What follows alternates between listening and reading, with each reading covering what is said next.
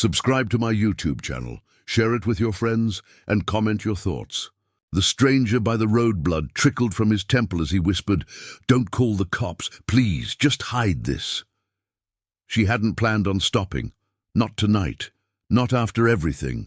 Maya's eyes burned from the long day.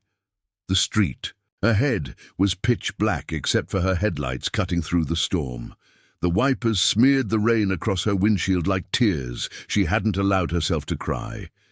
The day had drained her. Work had been brutal. Her landlord had left her voicemail about late rent, and her sister had sent another message she hadn't opened yet. And now this storm, slamming the small town of Windlow like it had a personal vendetta. Then she saw it. A lone car parked awkwardly on the shoulder. Hazard lights blinking in the dark like a heartbeat. A man hunched over the front wheel. No other. Cars around for miles. Just the wind, the storm, and him. Her gut said drive past. Her heart said stop. She slowed. Rolled the window down a crack. Rain splashed in immediately. "You okay?" she called out. The man turned, soaked, limping. He looked no older than 30, though the shadows carved stress into his features. His clothes were torn, a streak of blood on one sleeve, and his right hand gripped something, a duffel bag or coat. "Flat tire," he replied. "No tools, phone's dead, just need a ride to town." Maya hesitated. Every movie she'd seen warned against this. Every true crime podcast screamed bad idea. But something in his voice, measured, low, and not panicked, softened her instincts. "Town's 15 minutes out," she said. "Hop in." He gave a tight nod. "Thanks. Name's Jay." He threw the duffel into the back seat and got in. The silence in the car was thick. Maya glanced sideways now and then, stealing quick looks at him. He was breathing heavily, and now that she was closer, she noticed the scrape on his temple was worse than he'd let on. Blood, mixed with rainwater, streaked down his jaw. She fished out a napkin from the console and handed it to him. "You're bleeding." "It looks worse than it is," he said, pressing it to his skin. Maya gripped the wheel tighter. "Want to tell me what really happened back there?" Jay was quiet. Then he said, "You ever seen something you weren't supposed to see?" Her stomach tightened. "What do you mean?" He didn't look at her. He stared out the windshield. "I'm saying, sometimes you take the wrong road, and it leads you to the truth, the kind that doesn't want to be found." Maya gave a nervous laugh. "Okay. Cryptic much?" Jay sighed, then pulled something from his coat, a folded piece of paper, smudged with faint blood marks. "If anything happens to me," he said, "burn this. Don't read it, just burn it." Maya didn't take it. "What is it?" "Insurance. For someone I trust. You just met me." "Exactly." The drive into town twisted through back roads. Windlow wasn't big, but at this hour, and in this storm, it felt like the edge of the world. Maya's house was at the border, an old family cottage, barely standing, filled with memories she didn't always want. She pulled into her driveway, the front light flickering. "I can give you a towel," she said. "Warm up before heading out." "Again." Jay hesitated. "I won't stay long." "Didn't offer you a bed, just a towel." Inside, Maya tossed him a blanket and her brother's old sweatshirt. Jay changed in the bathroom, emerging still damp but warmer. She microwaved 2 mugs of instant coffee, handed him one. "So, who's after you?" He looked at the cup like it was poison, then took a long sip. "You ever hear of the Marlin Group?" Maya shook her head. "Private investment firm, but they fund things that don't make it into the papers. Black sites, testing facilities, military prototypes. I was a data analyst." Maya blinked. "What does that mean?" "It means I saw files I shouldn't have. Medical experiments, financial trails leading to politicians, names of people who disappeared." She stared. "You don't believe me," he said, not surprised. "I didn't say that. I fix antique books for a living. This is a bit out of my depth." Jay chuckled darkly. "Lucky you." Her phone buzzed. Unknown. Number. One message, you shouldn't have picked him up. Her skin chilled. Is this a joke? Jay grabbed the phone, read the message, then cursed. They found me. I didn't think they would this fast. Who? A sound shattered the moment. 3 loud knocks. Not on the front door, the back. Jay moved instantly, grabbed the duffel, pulled out something wrapped in cloth. A gun.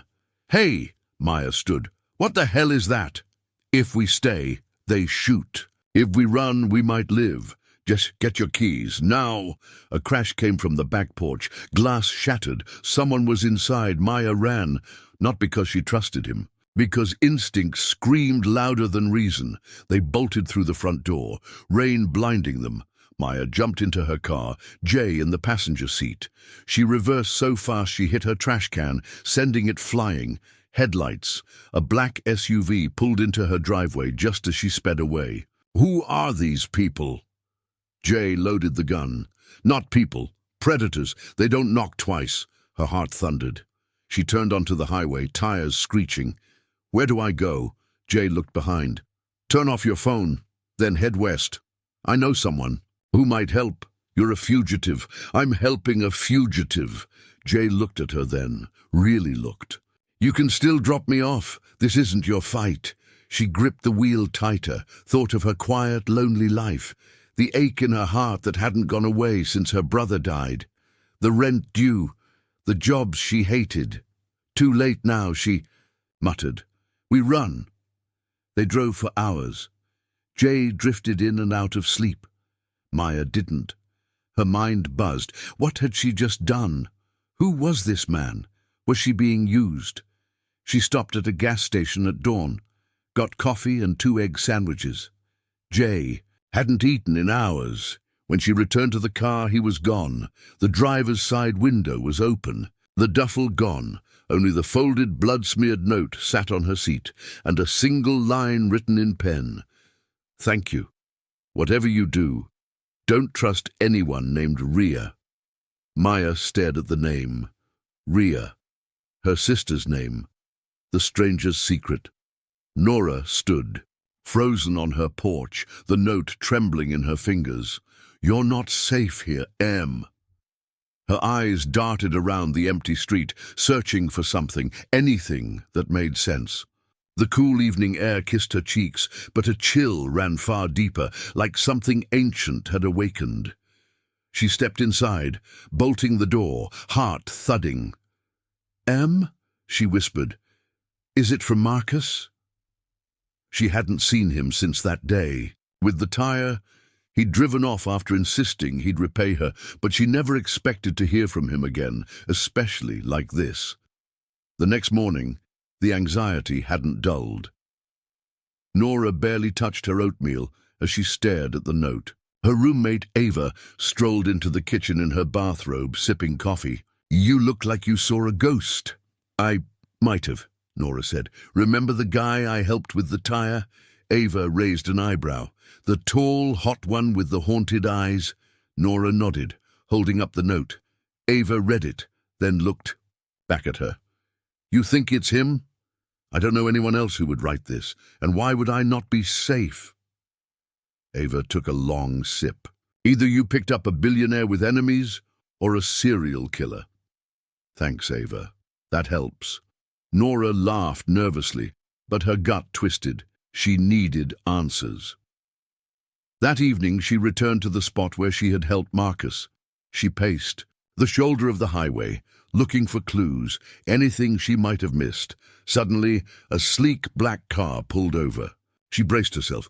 The door opened, and there he was, Marcus, tall, in a tailored navy coat, his eyes dark but not unkind. He stepped toward her slowly. You came, he said softly. You left me a note, Nora replied, lifting her chin. He exhaled, rubbing the back of his neck. I had to warn you, but I couldn't say more there. Then say it now. Marcus glanced around. Not here. Get in. Please. Nora hesitated, then nodded. Inside the car, the seats smelled of leather and cedar. The silence was thick until Marcus finally spoke. "I'm not who you think I am." "I never assumed," she said. He turned to her, eyes filled with something between guilt and desperation. "I was born into money, more than most people see. In 10 lifetimes, my father ran a business empire. But that empire has enemies, dangerous ones, and you're saying they're after you." He nodded. "They don't just want to hurt me, they use people around me, people I care about." Nora swallowed. "Why me?" "We just met." "Because you helped me." "No one helps." "Me, not without expecting something. You were kind and I didn't see it coming. That makes you vulnerable." She leaned back, stunned. "So, what do we do now?" Marcus looked down. "I've arranged for someone to keep an eye on you, just in case, but I had to warn you myself." Silence stretched again. She studied his face. There was a sadness there, a weight. "What did they do to you, Marcus?" He didn't answer. Instead, he handed her a small object, an old locket. She opened it. Inside was a faded photo of a woman and child. His mother and him, maybe. "They killed her," he whispered, "because of me." Nora's heart ached. "I'm sorry." Marcus drove her home in silence, his jaw clenched. As she stepped out of the car, he said, "Don't tell anyone about this. And if anything feels off, anything, leave. Promise me." She nodded. The next few days were a whirlwind of paranoia. Nora noticed shadows where there shouldn't be any. Her phone glitched. She saw the same black car parked across the street twice. She told Ava she was just being cautious, but inside she was spiraling. Who had Marcus angered? Was she now a target? Then on Thursday night her world flipped. She came home to find her door ajar. Heart racing, she pushed it open slowly. "Ava?" she called. No answer. The living room was a mess, cushions overturned, drawers open. Her breath hitched, a thump upstairs. Grabbing a kitchen knife, she crept up the stairs. Another sound. Her bedroom. Udrita was open. She peeked in. A man stood at her window, dressed in all black, rifling through her drawer. "Hey!" she shouted. The man turned and leapt out the window in one swift motion. Nora ran to the window, heart in her throat. The figure disappeared into the night. She called the police. They came, took a statement, dusted for prints. Nothing was taken, they said, but they hadn't seen what she had. Her locket, the one Marcus gave her, was gone. She called him immediately. "They have it," she said. Marcus was silent. Then, "Get your things. I'm coming to get you." Within an hour, Marcus pulled up. Nora climbed in, shaking. He didn't ask questions, just drove. They ended up at a secluded estate, miles outside the city. Ivy-covered walls, thick gates. Inside, a quiet staff greeted them. No words, just respectful nods. He led her to a cozy guest room. "You'll be safe here," he said. Nora sat on the edge of the bed, still trembling. "Who were they, Marcus?" His jaw tightened. "A faction that wants to destroy everything my father built. They think I know where something is, something they want back." "What is it?" Marcus hesitated. "Not yet. It's safer if you don't know." "Someone broke into my home. Stole your locket. I deserve the truth." He sat beside her. "Years ago, my father made a deal with a powerful partner. That deal went bad. Money disappeared. People disappeared. That locket," he swallowed, "was a key. Not just sentimental. It's a cipher, hidden code, coordinates. Coordinates to what?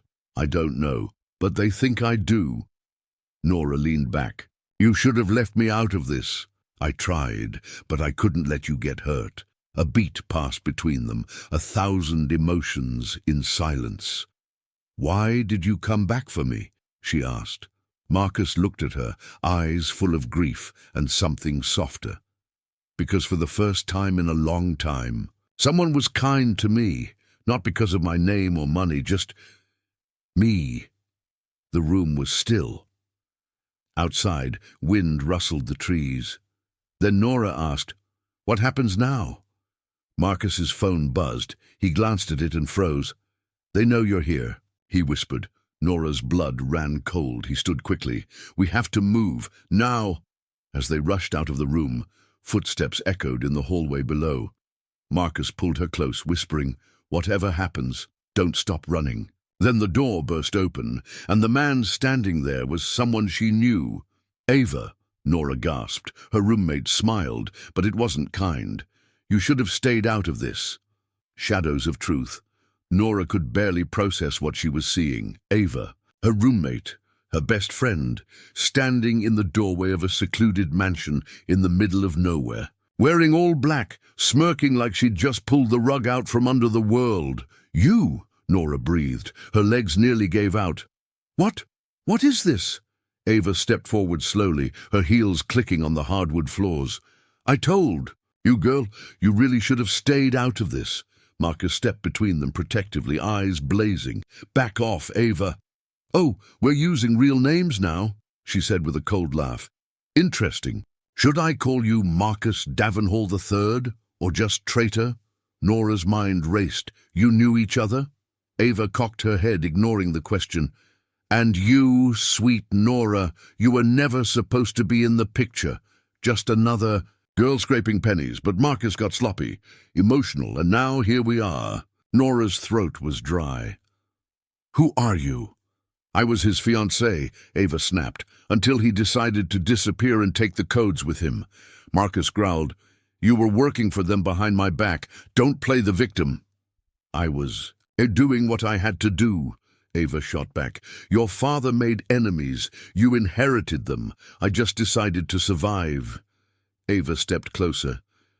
"Now hand over the locket, Marcus." "It's gone," Nora said before she could think. "Someone already took it." Ava's eyes narrowed. "Liar." Marcus moved in front of Nora again. "She's telling the truth. Someone broke into the house. It's gone." Ava's smirk faded. "Then you're both useless." From behind, her two armed men stepped into view. "Time's up," Ava said. Marcus grabbed Nora's hand. "Run!" They bolted out the side hallway, Ava's shout echoing behind them. Down the back stairwell, past the kitchen, through a glass door, into the garden. Gunshots rang out. Nora ducked, heart in her throat, as Marcus pulled her into a hedge-covered path. They sprinted toward a hidden gate. He typed a code quickly. It buzzed and opened into dense forest. "Keep going," Marcus said. Branches whipped at Nora's face as they ran. Her lungs burned. Behind them, angry voices grew closer. After what? It felt like forever. They reached a run-down cabin hidden deep in the woods. Marcus kicked the door open. They collapsed inside. Nora fell to her knees. "What the hell just happened?" Marcus paced. "Ava was embedded by them years ago. I didn't know until it was too late. She's after what's hidden, and she'll kill us to get it." "What's in the coordinates?" He stopped pacing. "A vault. My father's final insurance. Files.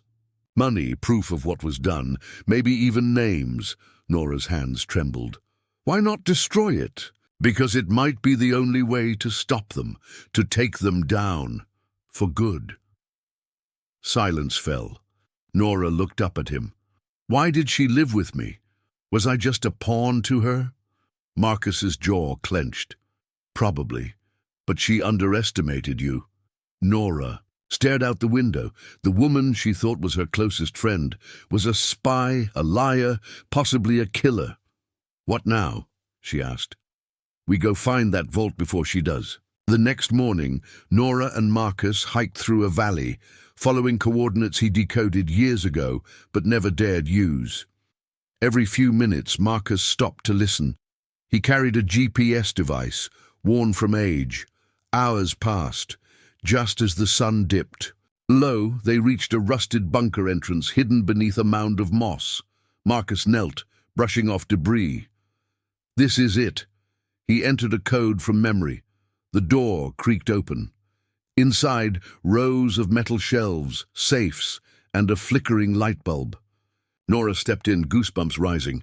A chill lingered in the air. Marcus found the main safe and inserted a key, one half from the locket, the other from a chain around his neck. The lock clicked. He opened it slowly. Documents, hard drives, photos. Nora leaned closer. Names she didn't recognize. Faces circled in red ink. "This is everything," Marcus whispered. "Everything they buried." A creak at the door. They turned. Ava stood in the doorway, gun drawn. "I knew you couldn't resist," she said. "How did you—" Marcus began. She tapped her ear. "You think I wouldn't bug your car?" Nora moved subtly between Ava and Marcus. "You don't have to do this." Ava's hand trembled. "You think I want this? I was supposed to marry him, have a life, but instead I got threats, ultimatums. "You still have a choice," Nora said. "Put the gun down." Ava's face twisted. "No, I don't." Then a red dot appeared on her chest, a voice from outside. "Put the weapon down!" She looked down. Laser sight. Within seconds, agents stormed in, weapons raised. Ava froze, then dropped the gun. Marcus stepped forward. "She's with them. Take her." The agents handcuffed Ava. She didn't resist, just stared at Marcus. "You always said secrets would kill us." "They almost did," he replied. Later that night, Nora sat with Marcus outside the bunker, watching the sky. "I can't believe she lived with me all that time," Nora said. "All those late nights, the laughs, lies. She was a master." "Manipulator," Marcus said. "But you weren't just her cover. You were her weakness. That's why you're still alive." Nora exhaled. "So what now?" "We hand over the evidence, shut down the operation, and maybe start over," he said. She looked at him, tired but still standing. "With no more secrets." He nodded. "No more secrets." The fallout, the government safe house was colder than it looked. Concrete walls, no windows, and a lingering scent of disinfectant. Nora sat on the cot in the corner, arms wrapped around her knees. She hadn't slept since Ava's arrest. Not really. Every time she closed her eyes, she saw the gun, the betrayal, Ava's smirk. Across the room, Marcus paced again, clearly agitated. He'd been on and off secure phone lines all morning. Military personnel came and went. Some nodded at him like he was royalty. Others looked at Nora like she was just collateral. Maybe she was. Finally, Marcus sat beside her, his voice low. "They're transferring Ava to a black site. She won't see daylight for a long time." Nora turned to him. "And what about us? We just go back to normal life?" He ran a hand through his hair. "There's no normal anymore. The evidence, we found those names, the files. It's bigger than I thought. It links my father's network to international arms trafficking, corporate espionage, even assassinations." Her stomach turned. "And Ava knew?" "She was recruited after my father's death. They knew she was close to me. She didn't volunteer. She was threatened, blackmailed." Nora closed her eyes. "Doesn't excuse it." "No, it doesn't." A heavy silence fell between them. Then Marcus reached into his coat and pulled out a flash drive. "This has everything. Backups of the vault. The agency wants it, but I want you to decide." "Me?" Nora blinked. He nodded. "You were dragged into this because of me, because of her. This could make headlines, or it could quietly dismantle one of the most dangerous networks in the world. But either way, it's going to change everything." She stared at the drive in his hand. "I don't want that kind of power," she whispered. "Neither did I," he said softly. That afternoon, they were transported to a secure location in D.C. Nora watched the city blur past through the tinted SUV windows. The chaos of her past weeks still hadn't caught up with her. She felt like a ghost in her own life. Inside the agency's downtown office, she was ushered into a boardroom with two stern-faced officials, one from the Justice Department, the other from National Security. Marcus sat beside her, a silent presence. The officials didn't waste time. "This information compromises major figures in finance, defense, and government," said the justice official. "If this leaks to the press, It could cause civil unrest. But if we suppress it, the other one added, the corruption continues. Carefully managed exposure is our best option. They turned to Nora. You were closest to the final decision, one said. Marcus says you have the backup. She felt everyone's eyes on her. Nora's fingers gripped the flash drive inside her coat pocket. It suddenly felt heavier than a brick. I don't want blood on my hands, she said quietly, but I won't be the reason people like Ava keep getting used and thrown away. The officials exchanged glances. Then you'll authorize a phased release, one asked. She took a deep breath. Do it right, clean, transparent, and make sure Ava's testimony is part of it. She's not innocent, but she's not the architect either. They nodded slowly. Understood. That night, Marcus and Nora returned to a government-owned apartment on the edge of town. It was nicer than the safe house, but not by much.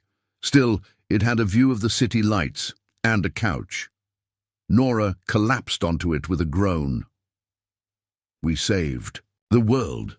Where's my parade? Marcus laughed quietly. They usually skip the parade for people who break into bunkers. Rude. He sat beside her, serious again. You did the right thing. I'm not sure I did. I just didn't want more people to get hurt. That's exactly why it was right. She looked at him. What happens now? They'll keep the story contained, try to cut off the head without rattling the tail. But eventually, someone will want to clean up the loose ends. Nora froze. You mean us? He didn't answer.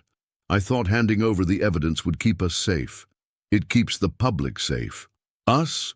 We're still witnesses, targets, especially if even one name gets leaked before the agency's ready. She leaned back, exhausted. So we go into hiding.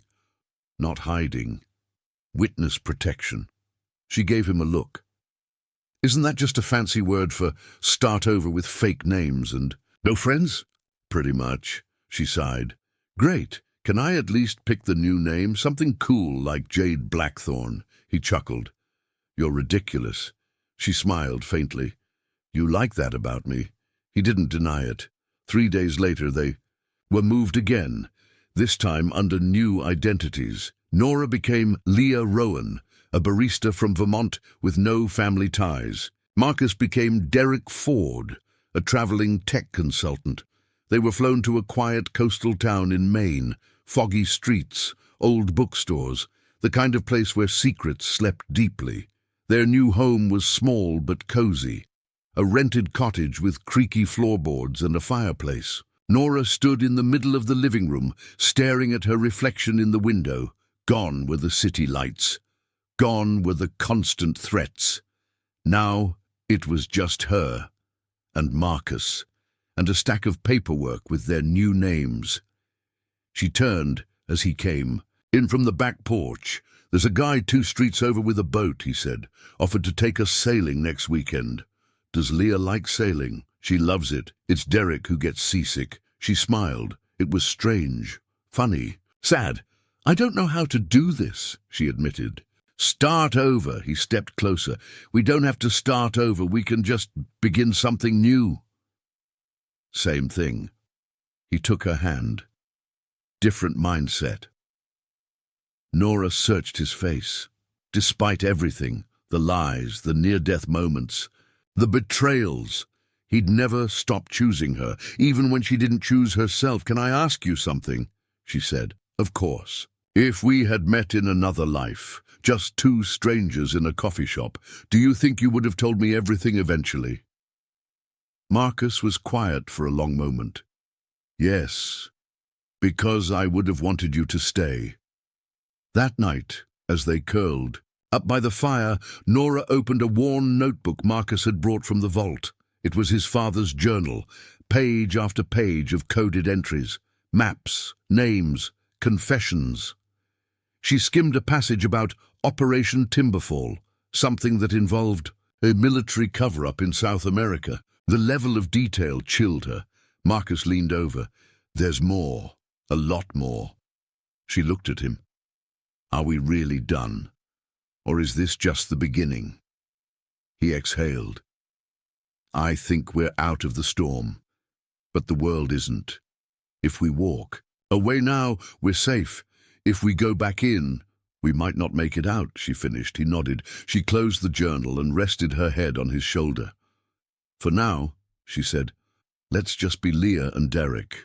And tomorrow, we'll see. But tomorrow didn't wait. At dawn, a knock came at the door. Marcus was up instantly, gun drawn from beneath the sofa. Nora peeked through the blinds. A young woman in a navy coat stood on the porch holding a badge. Marcus opened the door a crack. Yes, the woman spoke quickly. I'm Agent Kelly from Homeland. I need to speak with you both, privately. He didn't budge. We're retired. Not from this, she said. Someone from the original list is dead. Assassinated. Last night. And whoever did it left a message. Nora stepped beside Marcus. What kind of message? Agent Kelly looked them in the eye. They mentioned Ava. And you. Nora's stomach dropped. She's in a black site. Not anymore, Kelly said. She escaped. The last trail. The air was thick with tension, even though the danger had seemingly passed. The agents had cleared the vault, taken Ava into custody, and assured Marcus and Nora that they were now under protective review. But Nora didn't trust it. Not yet. Maybe not ever again. You think it's really over? She asked as she folded her jacket and stared at the steel door. Behind them, Marcus stood beside her, arms crossed, eyes still on the tree line, as if expecting someone else to emerge. It's never over.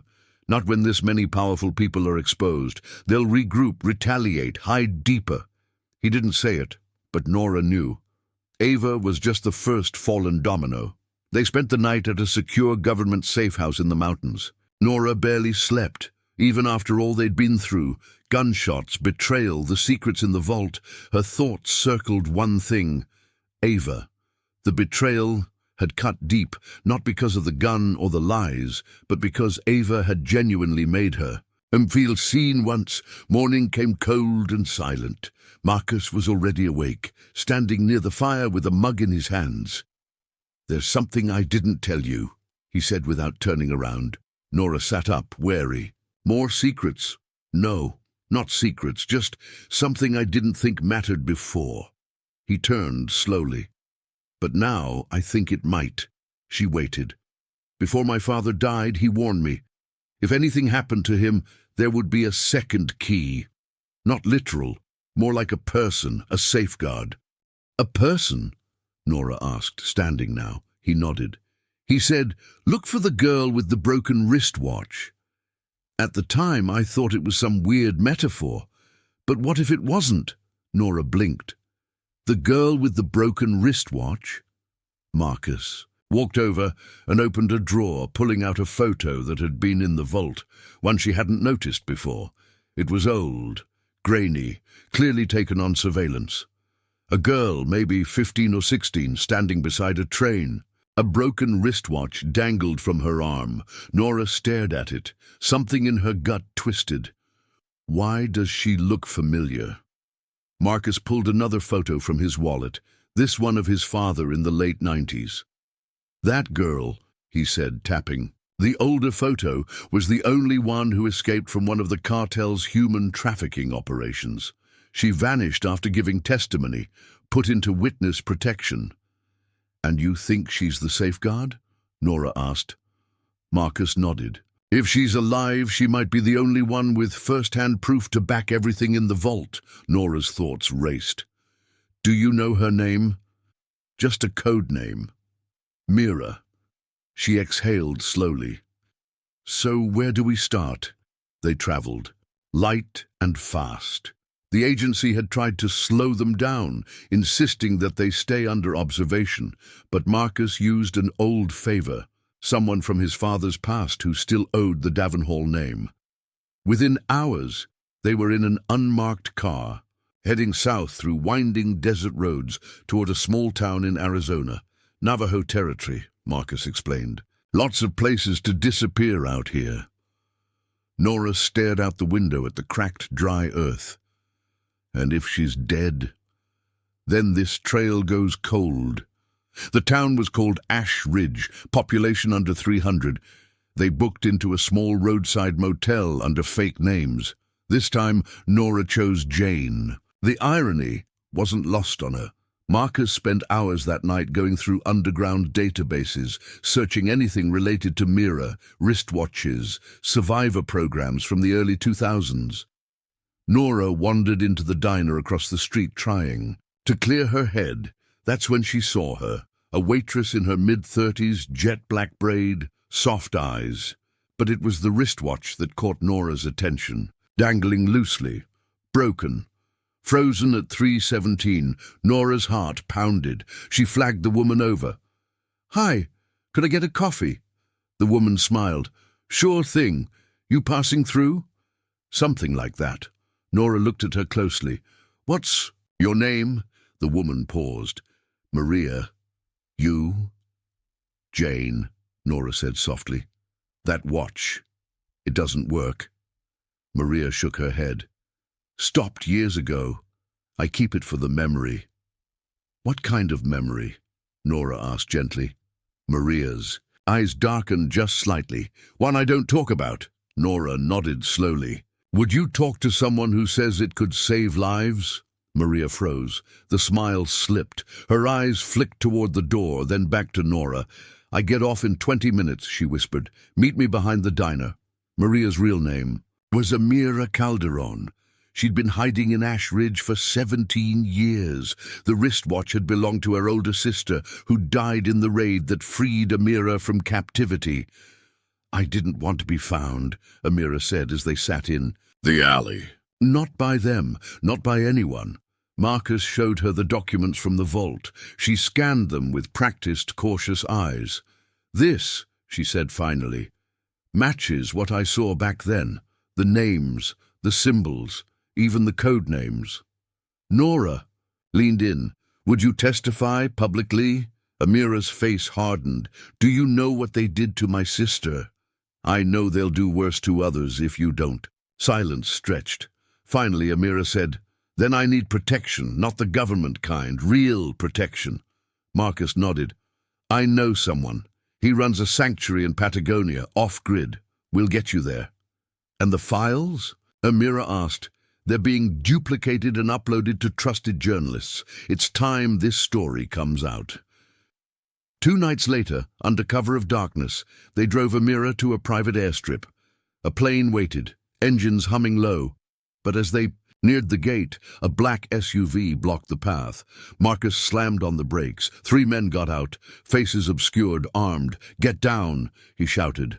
But it was too late. Bullets tore through the windshield. Nora screamed and ducked. Marcus reached for the gun under his seat and returned fire. Amira grabbed Nora's hand. "We can't outrun them." Nora spotted a ditch on the right. "There!" They jumped out and rolled into the ravine. Dust filled the air. Gunfire rattled behind them. Marcus followed, dragging a small case with the second copy of the files. They ran. The SUV's tires screamed as it followed down the dirt road, unable to chase them. Into the ravine. They kept low, weaving through brush. Nora's lungs burned. In the distance, the lights of the airstrip faded, but the plane was still there. "We'll have to circle around," Marcus said.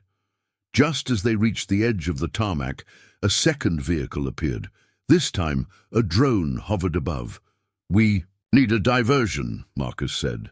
Nora looked at the case. "Give me the files." "What?" "Trust me." He hesitated, then handed them over. She ran toward the open space, past the fences, waving the silver case like bait. The drone shifted, tracking her. Bullets followed. She dove behind a fuel cart. Meanwhile, Marcus and Amira sprinted across the opposite end of the strip. The pilot, an old friend of Marcus's father, lowered the ramp. "In!" he shouted. Amira clambered in. Marcus hesitated. "Go get her!" Amira yelled. Nora crouched, trying not to breathe. The gunfire had stopped, but she knew they were closing in. She could hear boots now, voices, one wrong move, and it would all be for nothing. Then, crash. A spotlight swung in the other direction. Marcus. He came barreling through with a second drone behind him, yelling to draw attention. "Move!" he shouted. Nora stood and sprinted. The plane's ramp began to rise. She dove, just in time. The ramp closed. The drone exploded in a burst of fire behind them. The plane lifted. As they flew above the clouds, Nora sat beside Amira, panting, bruised, but alive. "You didn't have to come back," she told Marcus.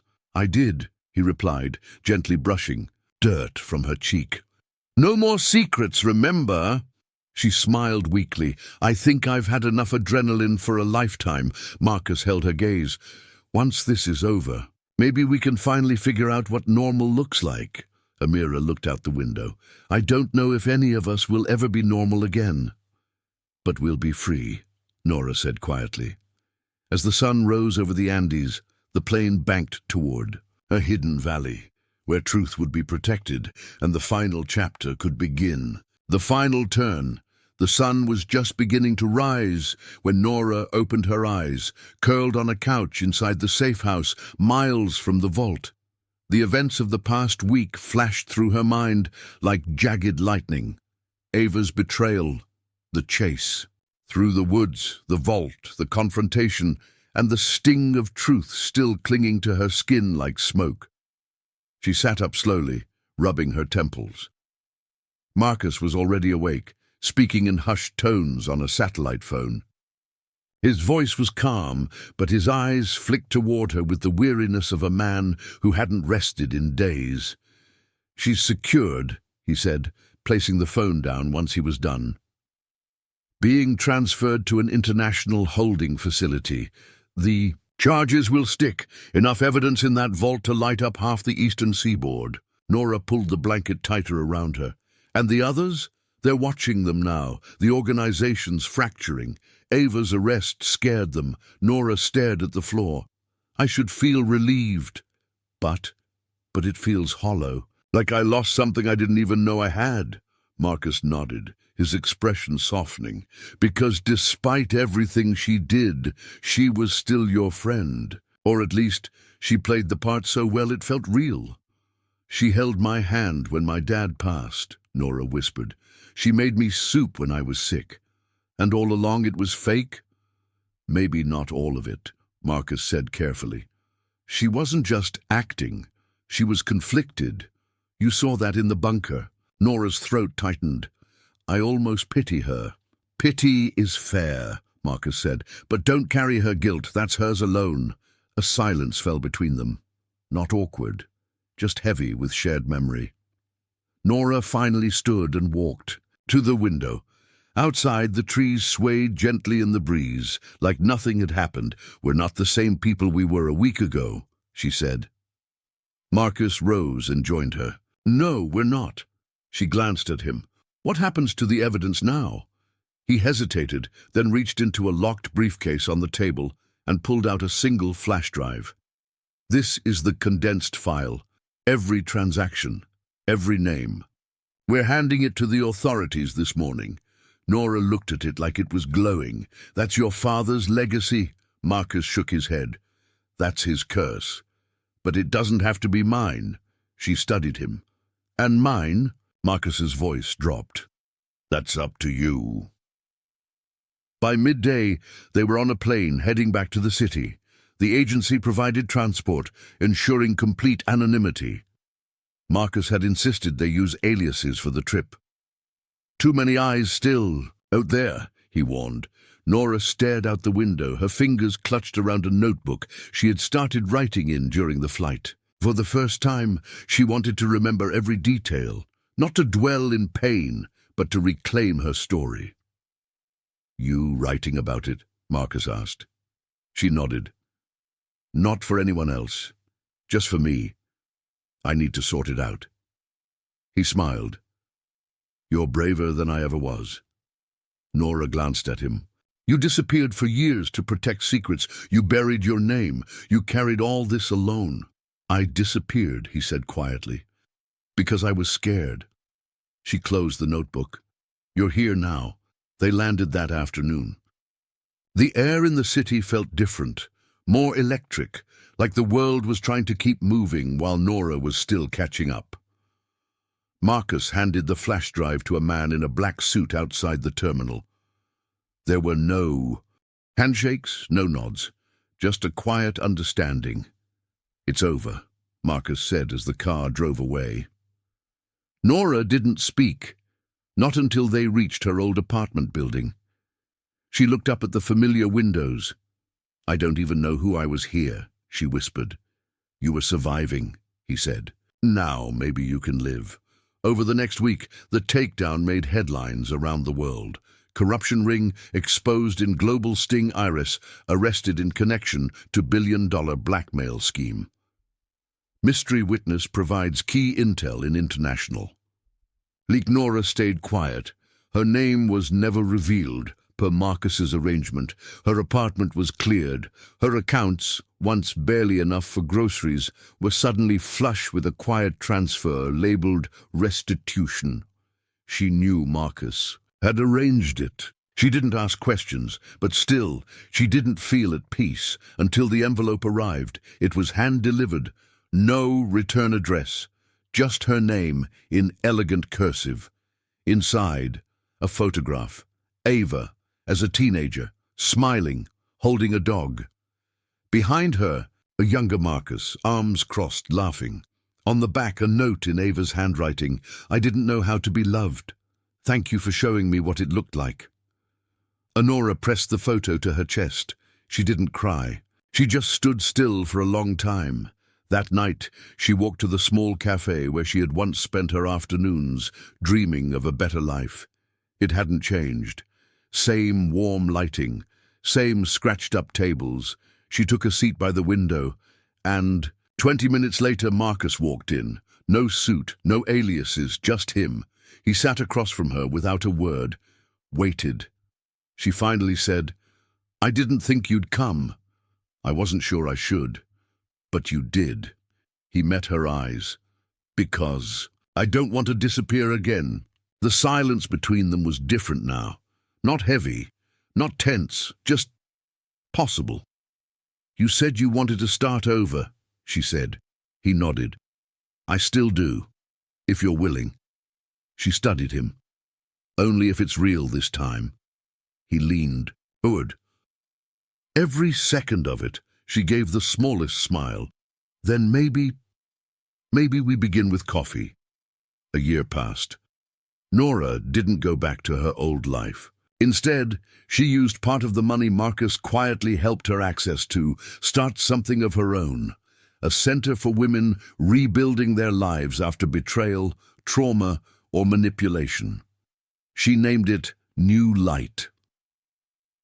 Marcus traveled abroad, testifying in major trials, working with international watchdogs to track down the remnants of the syndicate. But he always came back to Nora.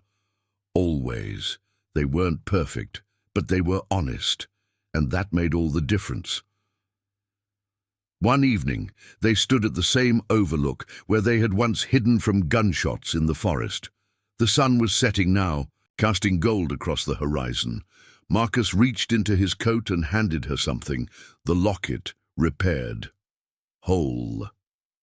"I found the piece you dropped," he said. "Figured it should go back to the person who risked everything to protect it." Nora opened it. Inside was a new photo. Her, Marcus, and a group of women from New Light smiling wide under a banner. She blinked back emotion. "You kept this?" "It's your legacy now," he said. "Not mine." Nora looked up at him, then out at the hills. Below, so much had been taken, but somehow she'd ended up with more than she ever imagined. Not just love, but truth, and something even rarer. Peace, the end.